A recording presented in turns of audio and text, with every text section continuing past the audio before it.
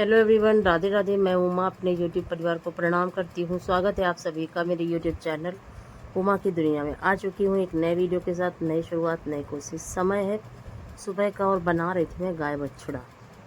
इसकी पूजा होनी है आज, और ये परसों का वीडियो है, बहुला चौथ वाले दिन का।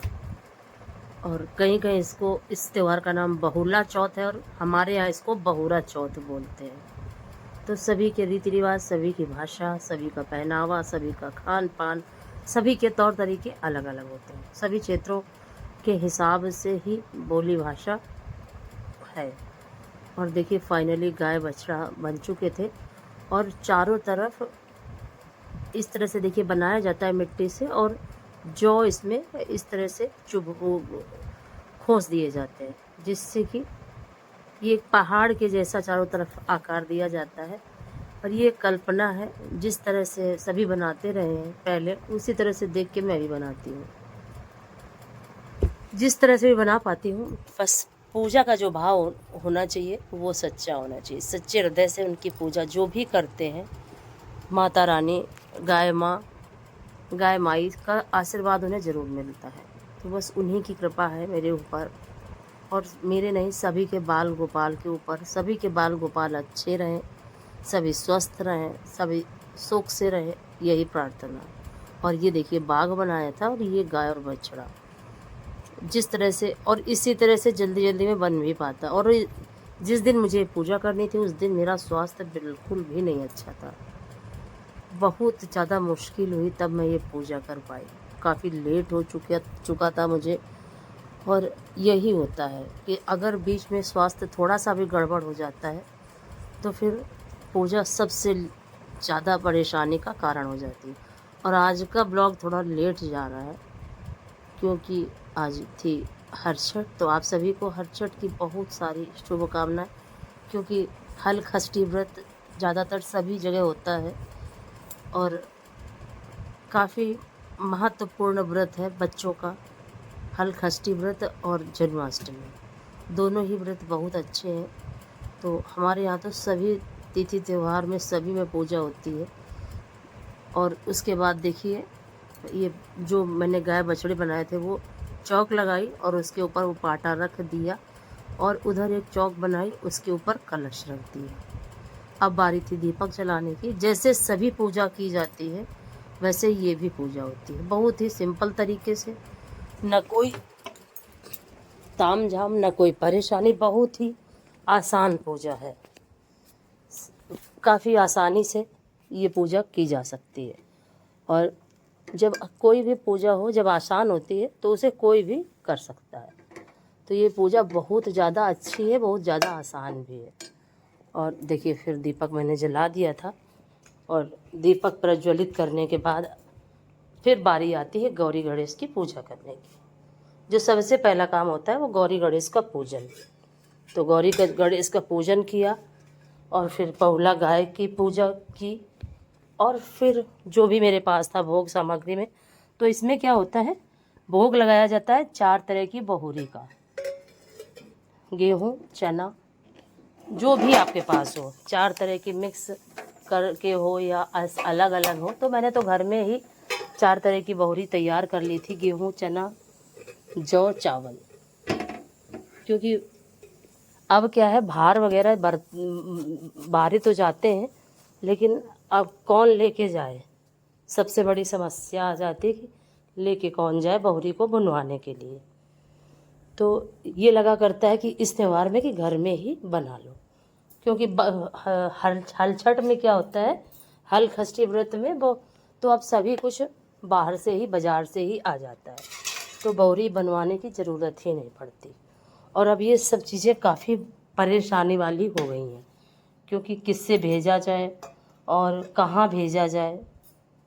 तो इन सब चीज़ों के चलते जो बहुला चौथ की जो बहुरी होती है वो मैं घर में ही तैयार कर लेती हूँ, और जो हल छठ वाली होती है बहुरी वो बाज़ार से आ जाती है, तो कोई दिक्कत नहीं होती। फिर देखिए 4 तरह की बहुरी और बेसन की पूड़ियाँ बनाई जाती हैं, छोटी छोटी। आप जैसा भी बना सको, जिस तरह से आप बनाओ, छोटी बनाओ, बड़ी बनाओ। तो मैं तो ना ज़्यादा बड़ी बनाती हूँ, ना ज़्यादा छोटी। एक पूजा के हिसाब से किस तरह से हो उसी तरह से बस बना के तैयार कर लेती हूँ। और सबसे सिंपल तरीका जो है, भोग अगर घी गुड़ का भोग सबसे बेस्ट है किसी भी पूजा में हो। अगर हमारे पास कुछ भी नहीं उपलब्ध है तो घी गुड़ या घी शक्कर जो भी है वो सबसे अच्छा भगवान के लिए भोग है, और हम इसका प्रयोग किसी भी पूजा में कर सकते हैं। धीरे धीरे सभी चीज़ें बदलती जा रही हैं, लेकिन एक ही चीज़ है जो कभी नहीं बदलती है, वो है भक्ति।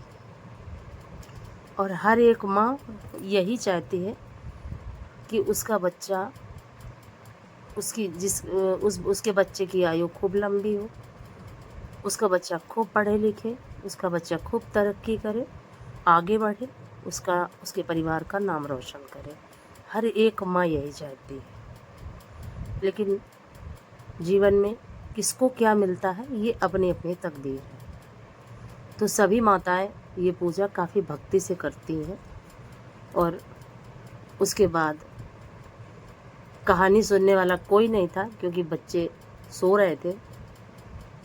बताया जैसा कि मैंने काफ़ी लेट हो गया था, और फिर मैंने अकेली भगवान से फिर मैंने प्रार्थना करी कि प्रभु आप ही सुनो मेरी कहानी।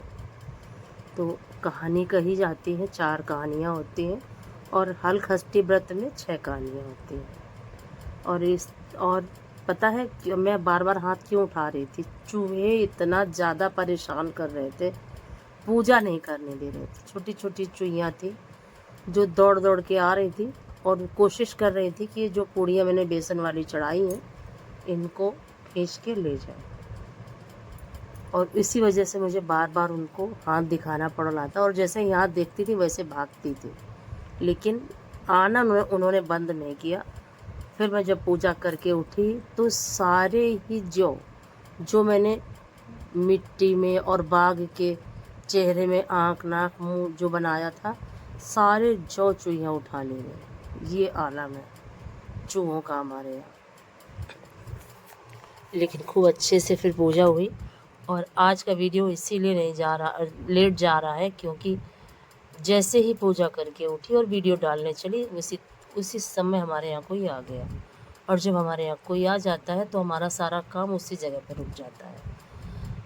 अच्छा, नेटवर्क की क्या समस्या है कि अगर बाहर ना जाओ तो फिर वीडियो पड़ता नहीं, और घर से क्या है कि अगर घर से पड़ जाए तो हम बैठ के बात भी करते रहें, अपना वीडियो डालते रहें। तो इसी वजह से आज का वीडियो थोड़ा सा लेट पहुंच रहा है। और अगर ये वीडियो आपको अच्छा लगे तो वीडियो को लाइक करिए, चैनल को सब्सक्राइब करिए, बेल को ज़रूर प्रेस करिए, और एक प्यारे से कमेंट के साथ अपना प्यार आशीर्वाद ज़रूर दें। और आप सभी से एक निवेदन है कि प्लीज़ मेरे भजन के चैनल को भी सब्सक्राइब करिए, भजन मेरे ज़रूर सुनिए, अच्छे लगें तो चैनल को सब्सक्राइब ज़रूर करिए, क्योंकि अगर हमें कुछ चीज़ अच्छी लगती है सुनने में तभी हम उसको देखते हैं या सुनते हैं। तो अगर मेरे भजन अच्छे लगे तो मुझे सपोर्ट ज़रूर करिए। और जैसे ही पूजा समाप्त हुई फिर आरती करी, भगवान की आरती करने के बाद फिर, और हमारे यहाँ यही बेसन की ही पूड़ियाँ खाई भी जाती हैं। तो फिर मैंने आलू टमाटर की सब्ज़ी बनाई थी और उसी के साथ पूड़ियाँ खाई थी, और मैंने कुछ भी नहीं बनाया। और आप मूंग की दाल के चीले, मंगौड़े, कुछ भी इसमें बना के खाया जा सकता है। काफ़ी आसान व्रत है बहुला चौथ का, और ये व्रत हमें सिर्फ प्रभु ही शक्ति देते हैं करने की, क्योंकि इंसान क्या है कि सिर्फ सोच सकता है, कर नहीं सकता कुछ, करते वही हैं सब कुछ, और उनकी ही प्रेरणा से हम कर भी पाते हैं। नहीं, हमारे अंदर तो कोई सामर्थ्य है ही नहीं। जिस तरह से मेरी तबीयत उस दिन ख़राब थी, मुझे तो लग ही नहीं रहा था कि मैं पूजा भी कर पाऊँगी, लेकिन उनकी प्रेरणा से, उनकी कृपा से, उनके आशीर्वाद से पूजा फिर अच्छे से करने के बाद फिर करने लगी आरती। और फिर वही जो पूड़ियाँ सुबह बनाई थी मैंने दोपहर में खा नहीं पाई, फिर मैं तो 1-2 रख दी थी, वही शाम को खा ली थी, और कुछ भी बनाने की हिम्मत नहीं पड़ी। बच्चों के लिए खाना अलग से बनाया था, सब्जी चावल रोटी। और क्या है, कोई भी पूजा हो या कुछ भी हो, बच्चों का अपना एक रूटीन है। अगर उनको समय से खाना नहीं मिलेगा या समय से नाश्ता नहीं मिलेगा तो उनको करना होता है बहुत सारा काम। तो अगर उस दिन मुझे यही दिखा कि मेरी तबीयत ठीक नहीं है, तो अगर मैं बच्चों के लिए पहले खाना तैयार कर दूं और पूजा में बात नहीं करती हूँ, और यही मेरी गलती थी। और उस गलती की वजह से फिर मुझे बहुत ज़्यादा परेशानी हुई।